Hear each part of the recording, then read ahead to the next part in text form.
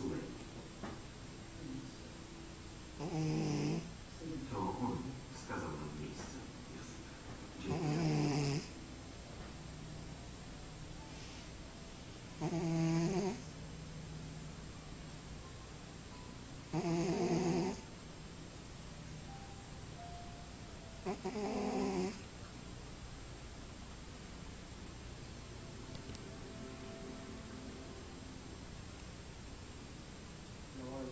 Jeśli chce pani zobaczyć małą, musi pani powiedzieć wszystko, co pani wie.